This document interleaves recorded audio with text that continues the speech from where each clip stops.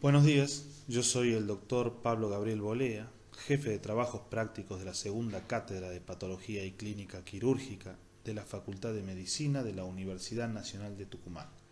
Y en esta clase vamos a hablar de tumores hepáticos. Debido a la gran variedad de tumores hepáticos que existen y a las grandes diferencias en cuanto a su origen, fisiopatología, evolución y pronóstico, yo encontré esta definición para tumores hepáticos como la mejor definición de tumor. Un tumor es cualquier alteración de los tejidos que produzca un aumento de volumen. Es un agrandamiento anormal de una parte del cuerpo que aparece, por lo tanto, distorsionado o distendida y no cumple ninguna función útil para el organismo. En su mayoría son asintomáticos y si se descubren lo hacen de manera casual por un estudio por imágenes. Si presentan síntomas, estos pueden ser un síndrome febril, dolor en la parte alta del abdomen, pérdida del apetito, pérdida de peso, náusea, vómitos, debilidad y fatiga general, distensión abdominal, generalmente por ascitis e ictericia. Cabe destacar que cuando presentan síntomas es por una patología aguda o por un tumor neoplásico en un estadio avanzado. Como dijimos anteriormente, en algún momento de su carrera asistirán a un paciente que tenga un estudio por imagen que presente algún tumor hepático. Entonces se harán un montón de preguntas. Primero, ¿qué le digo al paciente? Si es bueno, si es malo, si se debe operar o no. Debido a que muchos de ellos tienen características específicas en los estudios por imágenes, ustedes tienen que saber qué estudio se le pide a cada paciente. Para comprender mejor a los tumores hepáticos debemos clasificarlos. Existen tumores quísticos o líquidos y sólidos. Entre los quísticos se encuentran los tumores piógenos o abscesos hepáticos, frecuente en nuestro medio debido a la consulta tardía de patologías agudas como diverticulitis o apendicitis. También debido al mal control de enfermedades crónicas como la diabetes. Endémico de nuestra zona y prevalente se encuentran los tumores de origen parasitario, por ejemplo el quiste hidatídico. Tanto el tumor piógeno como el quiste hidatídico se hablará en otra clase. En esta nos ocuparemos de los tumores de origen congénitos y neoplásicos. Entre los tumores sólidos se encuentran los tumores granulomatosos, la esteatosis focal, el absceso complejo y los de origen neoplásico, ya sean benignos o malignos. Comenzaremos a hablar ahora de los tumores hepáticos quísticos. El más frecuente de ellos es el quiste simple. El quiste simple es un tumor congénito, es una malformación en el desarrollo del árbol biliar, el cual un segmento se independiza, pierde conexión con la luz biliar y cabe destacar que estos tumores no malignizan y pueden ser únicos o múltiples. Bueno, el quiste simple es el tumor hepático benigno más frecuente, afecta a mujeres y afecta al 7% de la población, o sea que de 30 pacientes que ustedes atiendan, tienen que saber que 2 tendrán quiste simple en el hígado. Se diagnostican cada vez con más frecuencia debido al aumento de pedidos de métodos por imágenes y pueden llegar a medir 20 centímetros o más. El 90% de estos quistes, independientemente de su tamaño, son asintomáticos. De ser sintomáticos, sobre todo cuando son grandes, se manifiestan a partir de la quinta década de la vida. El dolor y la saciedad precoz postprandial son los síntomas más frecuentes y las complicaciones como ruptura hacia la cavidad peritoneal y las hemorragias son raras. El diagnóstico se realiza con ecografía, donde muestra una típica imagen homogénea sin tabiques internos con refuerzo de pared posterior. En la tomografía se muestra también una imagen homogénea, sin tabiques internos y que no tiene realce periférico tras la administración de contraste. El tratamiento es el destechamiento laparoscópico, debiendo resecar la mayor cantidad de pared emergente del quiste, tanto para su estudio anátomo-patológico como para evitar su recidiva. Existe una entidad llamada enfermedad poliquística hepática que se caracteriza por la afectación de otros órganos, diferenciándolo así de los quistes simples múltiples que solo se limitan al parénquima hepático. La enfermedad poliquística hepática es congénita, de carácter autosómica dominante, o sea que los 50% de la descendencia de una persona lo va a tener. Son múltiples quistes en ambos lóbulos, no producen alteración del hepatograma, el 90% son asintomáticos y se complican con mayor frecuencia que los quistes simples. Se asocia esta patología a aneurisma de arterias cerebrales en un 20%. Debido a esto, estos pacientes tienen mayor incidencia de accidentes cerebrovasculares que la población general. Se asocian en su mayoría a poliquistosis renal. Los hallazgos de imágenes son similares a los quistes simples y pueden requerir en algún momento trasplante hepático o hepatorrenal. Cabe destacar que el pronóstico de esta enfermedad lo marca la afección renal. Ahora vamos a hablar del cistoadenoma hepático, una neoplasia propiamente dicha, quística del hígado. Es una neoplasia quística de origen desconocido. Tiene alto índice de recidiva y potencial maligno y se asocia a tumores quísticos del páncreas. Se comunica frecuentemente con la vía biliar, por lo tanto, si se realiza tratamiento laparoscópico y con destechamiento, como en la patología anterior, se va a producir bilirragia o recidiva. Son tumores infrecuentes, son el 5% de la patología quística del hígado y el 80% se da en mujeres en edad media. La mayoría son asintomáticas y es un hallazgo casual, y los síntomas, si se presentan, son similares a los del quiste simple, pero tienen mayor porcentaje de complicaciones. En cuanto al diagnóstico de esta patología, vamos a encontrar en la analítica sanguínea frecuentemente alteración del hepatograma y elevación del marcador tumoral CA19-9, aunque no sea una patología maligna. El diagnóstico imagenológico se realiza con ecografía y tomografía axial computada. En la ecografía va a mostrar tabiques en su interior, a veces con proyecciones papilares y señal Doppler positiva. En la tomografía va a mostrar, aparte de los tabiques en su interior, realce de contraste periféricos a la lesión. Cabe destacar que el diagnóstico solo se da por el estudio anatomopatológico de la pieza. Como tratamiento de esta patología, se recomienda una resección quirúrgica completa de la lesión, ya sea realizando hepatectomías o quistectomía total, debido a la tasa de recidiva y a la imposibilidad de diferenciar preoperatoriamente de un cistadenocarcinoma. Del cistadenocarcinoma solo tienen que saber que es muy infrecuente. Hay solamente 200 casos descritos en la literatura y, como dijimos anteriormente, es imposible diferenciarlo preoperatoriamente del cistoadenoma hepático. Ahora vamos a pasar a los tumores hepáticos sólidos. Si bien son bastantes más de los que aparecen en esta diapositiva, creo que por prevalencia y por lo que ustedes van a llegar a ver en su práctica diaria, estos son los que deberían conocer. En cuanto a los estudios por imágenes para realizar su diagnóstico, no varía mucho de lo que hablamos anteriormente.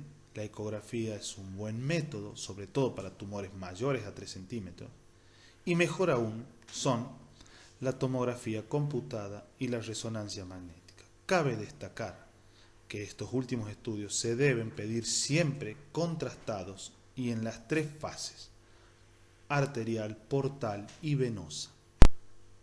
Comenzaremos con el hemangioma hepático, tumor hepático vascular. Entre benignos y malignos es la patología tumoral más frecuente del hígado. Como dijimos anteriormente, es el tumor hepático benigno más frecuente, aparece entre los 40 y los 50 años o se diagnostica generalmente a esta edad.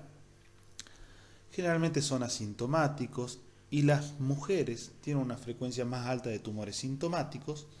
El 90% son únicos y asientan la mayoría de las veces en el lóbulo hepático derecho. Aunque no es frecuente, es posible su ruptura por... Cuando presentan síntomas, este generalmente es el dolor, debido a distensión de la cápsula de Gleason, sobre todo en los mayores de 10 centímetros, los que se consideran gigantes, o por trombosis en el interior del tumor. El diagnóstico se realiza con ecografía, sobre todo en tumores mayores de 3 centímetros, mostrando la imagen hiperecogénica homogénea y redondeada característica.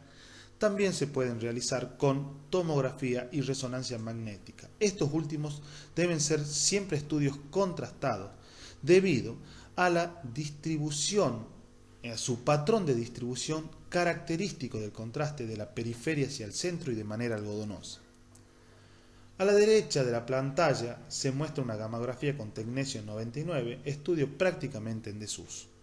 Cabe destacar que la malignización de estos tumores es excepcional.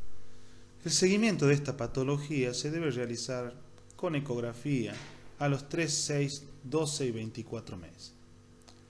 El tratamiento quirúrgico discutible es cuando son sintomáticos o superficiales según profesión, por ejemplo, que puedan recibir un traumatismo y que el tumor se localice en el borde anterior del hígado. También cuando tienen un patrón de crecimiento mayor al 25% en 6 meses. Esto debido al riesgo de ruptura o porque hay que pensar que hubo un error diagnóstico. Hay una indicación quirúrgica indiscutible que es el síndrome de Casablanca-Mary, que se produce en niños y que hay una trombosis con coagulación intravascular diseminada y que se piensa que se produce en el interior del tumor del hemangioma hepático y por ello hay que resecar. Pasamos a otro tema, la hiperplasia nodular y focal con su imagen característica. Segundo tumor hepático sólido benigno más frecuente, aparece en mujeres con una relación 8:1 con respecto a los hombres, generalmente entre los 30 y 40 años. Son asintomáticos el 85% de las veces. Son menores a 5 centímetros, únicos y periféricos. No guardan relación con el consumo de anticonceptivos orales. Para el diagnóstico, en la ecografía muestra una masa periférica isoecoica con respecto al resto del parénquima. El estudio ideal son la tomografía y la resonancia magnética, vuelvo a repetir, siempre contrastada, que muestra un patrón de distribución del contraste desde el centro a la periferia, dejando la típica cicatriz estrellada central, que si bien no es patognomónica, es muy característica de esta patología. Generalmente no se opera, se realiza un control imagenológico. La resección quirúrgica se reserva cuando son sintomáticos, que es excepcional, o cuando presentan alguna complicación, por ejemplo una hemorragia interna, o ante la imposibilidad diagnóstica, sobre todo con adenoma o con hepatocarcinoma fibrolamelar. El tratamiento es la excisión simple o enucleación, intentando reservar la mayor cantidad de parénquima hepático sano. Bueno, ahora hablaremos del adenoma hepático. Tercer tumor hepático sólido benigno más frecuente. Este aparece en mujeres en edad fértil. A diferencia del anterior, en el 50% de las veces son sintomáticos, tienen una mayor incidencia de ruptura y hemorragia. Pueden ser únicos o múltiples, tienen una clara relación con el uso de anticonceptivos orales y se presentan también en pacientes con enfermedades metabólicas como la glucogenosis, diabetes hereditaria, por ejemplo la tipo MODY 3 o en pacientes con obesidad. También se presentan en pacientes que usan anabólicos o consumo excesivo de alcohol y en pacientes con poliposis adenomatosa familiar.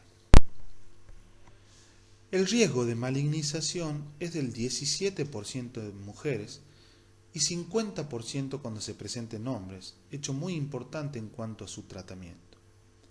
Son lesiones bien delimitadas que presentan una pseudocápsula, tienen grasa en su interior frecuentemente, hecho muy importante en cuanto al diagnóstico y pronóstico, y tienen mayor riesgo de malignización cuando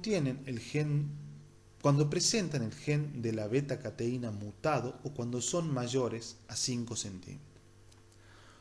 Solo un 10% de estos tumores no tienen una imagen o una inmunohistoquímica típica, o sea que con un buen estudio por imágenes o a veces una biopsia se llega al diagnóstico. Cuando no se puede llegar al diagnóstico se debe realizar su resección. Debido a que es más frecuente en mujeres, vamos a hablar de la relación adenoma hepático y embarazo. Durante el embarazo se asocia un aumento de tamaño del adenoma y riesgo de ruptura. Este riesgo es mayor en el tercer trimestre. Y debemos saber que si una paciente presenta un adenoma menor a 3 centímetros, no contraindica el embarazo.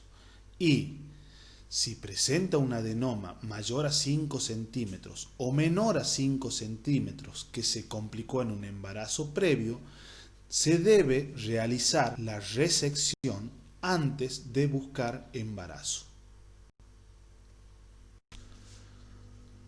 Para su diagnóstico se puede utilizar la tomografía o la resonancia magnética. Cabe destacar, como siempre lo dijimos en la clase, que siempre deben ser estudios contrastados. En el adenoma hepático la resonancia magnética tiene ventajas por sobre la tomografía, ya que se puede usar la técnica en fase y fuera de fase o los contrastes hepatoespecíficos. En la primera resonancia, que consta de 4 imágenes, vemos que en la superior derecha se ve una lesión que capta contraste. En la segunda imagen del primer cuadro vemos que cuando se usa la técnica fuera de fase o supresión grasa, el tumor se pone oscuro. Esto es porque los tumores, los adenomas, tienen grasa en su interior. Cuando no la tienen, se puede usar, como vemos en la segunda imagen, el contraste hepatoespecífico, que se ve que todo el parénquima se tiñe con contraste, salvo el adenoma. Esto lo diferencia de la hiperplasia nodular y focal, que capta tanto o más contraste hepatoespecífico que el parénquima hepático sano. Cuando con todas estas técnicas no se puede llegar a un diagnóstico o cuando el adenoma no tiene grasa en su interior, puede requerir una punción diagnóstica, como veremos más adelante. En cuanto al manejo del adenoma hepático podemos decir lo siguiente. Cuando se presenta en un hombre, siempre se opera por el alto riesgo de malignización, cercano a un 50%. Cuando es mujer, deben suspender los anticonceptivos orales. Si es menor a 5 centímetros, se observa, y si es mayor a 5 centímetros y periférico, va a cirugía. Si es central en el parénquima hepático, se realiza una resonancia magnética. Si tiene grasa, se observa. Si no tiene tejido graso, se realiza una biopsia percutánea y se estudia el gen de la beta-catenina. Si no está mutado, se observa, y si está mutado, va a cirugía. Ahora pasaremos a los tumores hepáticos sólidos malignos. Vamos a hablar del hepatocarcinoma. Esta patología representa el 80% de los tumores malignos primarios del hígado. Es el quinto tumor más frecuente del mundo y es la complicación con mayor mortalidad en pacientes cirróticos. Existe una variedad, el fibrolamelar, que se da en personas jóvenes y con hígado sano. Solo el 20% de estos pacientes llegan a la cirugía debido a su diagnóstico tardío en pacientes complejos. Posee una alta incidencia en pacientes con hepatitis virales, sobre todo en países con alta prevalencia a virus de la hepatitis B. Se da mayormente en varones y en los pacientes cirróticos se debe realizar screening con ecografía y alfa-fetoproteína. Cabe destacar que esta última tiene una alta especificidad pero una baja sensibilidad. Existen nuevos marcadores en estudios con mayor sensibilidad e igual especificidad, como el DCP o la gamma-glutiltranspeptidasa específica del hepatoma. El diagnóstico de hepatocarcinoma se realiza con tomografía axial computada o resonancia magnética nuclear contrastada en nódulos mayores a 2 centímetros. La resonancia magnética nuclear es superior en nódulos menores a 2 centímetros. Debido a que el tumor tiene una irrigación arterial y un drenaje venoso no a través de las venas suprahepáticas sino portal, presenta un patrón de distribución del contraste característico, como se ve en la primera imagen. En la fase arterial el tumor capta mucho el contraste y en la fase portal el tumor presenta un lavado rápido del contraste persistiendo una pseudocápsula y el tumor hipodenso con respecto al resto del parénquima. Cuando esta imagen es tan característica, no requiere biopsia previo a la cirugía o al trasplante. Este lavado rápido se denomina washout. En cuanto al tratamiento del hepatocarcinoma, debemos saber que se puede realizar mediante resección, trasplante o ablación, sea con inyección de alcohol o radiofrecuencia. Debemos saber que se presenta en hígado normal, en menor del 20% de los casos. Ahí debemos realizar la remoción física del tumor y preservar el parénquima sano, o sea que en hígado normal debemos realizar resección, o sea remover el tumor. Cuando se presenta en un hígado cirrótico, que es el 80% o más de los pacientes, debemos remover la cirrosis y el tumor. En este caso el tratamiento ideal es el trasplante hepático en pacientes seleccionados. En pacientes con tumores avanzados, en los que no se puede resecar o recibir un trasplante hepático, pacientes que están fuera de los criterios de Milán, se realiza la quimioembolización. ¿Y qué es esto?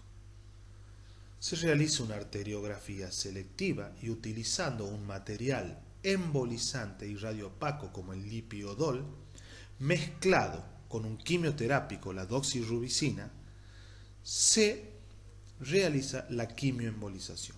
Todo esto combinado con tratamiento sistémico con sorafenib. Ahora vamos a hablar de las metástasis hepáticas. Y hay conceptos que tienen que saber. Son los tumores malignos más frecuentes del hígado sano. El hígado es el órgano blanco más frecuente de metástasis de todos los tumores en general. Y respecto a su origen, lo más frecuentes son las metástasis de tumores colorectales. O sea, si ustedes tienen un paciente con hígado sano y tienen un tumor maligno en el hígado, lo más probable es que sea una metástasis. Y lo más probable es que sea colorectal. También existen tumores metastásicos de otro origen, por ejemplo, neuroendocrino o de tumores no colorectales y no neuroendocrinos. ¿Qué hacemos ante un paciente con metástasis hepáticas? Primero lo de siempre, un correcto interrogatorio, un exhaustivo examen físico. Los métodos diagnósticos por imágenes más útiles son la tomografía y la resonancia magnética contrastada. Y como analítica sanguínea existen marcadores tumorales que se deben solicitar. El antígeno carcino embrionario, el CA19-9 sospechando colon, páncreas por ejemplo, el CA125 cuando uno sospecha estómago u ovario o el CA15-3 cuando uno sospecha mama. Cuando uno sospecha que las metástasis son de origen neuroendocrino, se solicita cromogranina A o ácido 5-indoxindolacético. ¿Para qué sirve el PET? El PET es superior a los estudios por imágenes anterior para buscar enfermedad extrahepática. Cuando son tumores con alto metabolismo, se usa como marcador la glucosa fluorada. En tumores con metabolismo bajo, como por ejemplo los sarcomas y los tumores neuroendocrinos, en estos últimos, sobre todo, se usa el PET con dotatate marcado con galio 68. Ahora vamos a hablar de las metástasis hepáticas de cáncer colorectal. Es el tumor metastásico hepático más frecuente y el tumor maligno que asienta en el hígado más frecuentemente. El 50% de los pacientes con cáncer colorectal desarrolla metástasis hepática en algún momento de su enfermedad. Hace 25 años, menos del 1% sobrevivía a los 5 años. Hoy, el 20% de estos pacientes que presentan secundarismo hepático son candidatos a una cirugía curativa. De todos ellos, el 20 al 30% se cura. Y si bien el 70 a 80% recae dentro de los 2 años, más del 40% sobrevive a los 5 años. Para que esto sea posible, es fundamental contar con un equipo multidisciplinario, ya que esto demostró que los centros que contaban con equipos de trabajo aumentaban sus resecciones del 19 al 35%. Para que el tratamiento sea efectivo, el R0, o sea, no dejar tumor residual, tiene que ser posible y si existe enfermedad extrahepática, debe ser controlable. El tratamiento consiste en la resección completa de la metástasis sin importar la magnitud de la cirugía o de la hepatectomía, dejando siempre al menos un 30% de volumen hepático residual y funcionante. Hablaremos ahora de las metástasis hepáticas no colorectales y no neuroendocrinas. Son diversos los tumores y de diferentes órganos y sistemas que pueden metastatizar al hígado. Este tipo de secundarismo llegan al hígado por vía sistémica. Es por ello que el rol de la cirugía no es tan claro como en las metástasis de cáncer colorectal. Los tumores que metastatizan al hígado y con mayor frecuencia se operan son los de mama, los del sistema gastrointestinal y los del sistema genitourinario. Los secundarismos de los sistemas del sistema urológico son los de mejor pronóstico. Y cuando el periodo libre de enfermedad desde la cirugía del tumor primario es mayor a 1 año, esto mejora el pronóstico de la resección hepática y es la indicación para realizarla. Hablaremos ahora de tumores neuroendocrinos de otros órganos o sistemas que de manera secundaria asientan en el hígado. Los tumores neuroendocrinos primarios más frecuentemente asientan en el sistema gastrointestinal y bronquial. El 46 al 93% de los pacientes presentan metástasis hepáticas al momento del diagnóstico. Los tumores primarios gastrointestinales se deben operar incluso ante la presencia de metástasis hepática. Las hepatectomías R0 son el tratamiento ideal, ya que cuando esto se puede lograr, existe una sobrevida a los 5 años del 76% versus el 0% en pacientes que no reciben ningún tratamiento. Otras técnicas de tratamiento son las terapias locorregionales, como la quimioembolización o la ablación con radiofrecuencia o alcohol, y cabe destacar que en las metástasis de tumores neuroendocrinos el debulking o resección de 90% o más también es válido, ya sea para aumentar la sobrevida o para el control de síntomas paraneoplásicos, ya que debemos recordar que estos tumores pueden secretar hormonas. Y si existe enfermedad extrahepática limitada, se debe operar. Muchas gracias por su atención.